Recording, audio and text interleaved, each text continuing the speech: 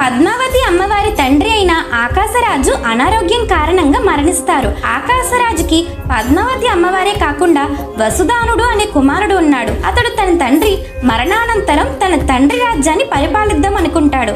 కానీ వసుదానుడి చిన్న తండ్రి అయిన తొండమాన్ చక్రవర్తి అందుకు ఒప్పుకోడు. నీ తండ్రి తర్వాత తండ్రి లాంటి వాడిని, కాబట్టి రాజ్యం నాకే చెందాలంటాడు. అప్పుడు ఇద్దరు యుద్ధం చేసుకుందాము, ఎవరు గెలిస్తే వారిది రాజ్యం అని తీర్మానించుకుంటారు. వెంటనే వసుదానుడు తన అక్క అయిన పద్మావతి అమ్మవారి దగ్గరకు వెళ్లి జరిగిన విషయమంతా చెప్పి మొరపెట్టుకోగా అమ్మవారు స్వామి దగ్గరికి వెళ్లి, స్వామి, నా తమ్ముడు యుద్ధం చేస్తున్నాడు. ఆ యుద్ధంలో నా తమ్ముడి పక్షాన నిలబడి మీరు యుద్ధం చెయ్యాలని వేడుకుంటుంది. శ్రీనివాసుడు అటులని అని అభ్యమిస్తాడు. యుద్ధం చేయవలసింది ఎవరితో అని స్వామివారు అడగగా అమ్మవారు మీ ప్రియతమ భక్తుడైన తొండమానుడితో అంటుంది. ఆ తరువాత తొండమానుడు స్వామి దగ్గరకు వచ్చి, నేను యుద్ధం చేయబోతున్నాను, మీరు నా తరపున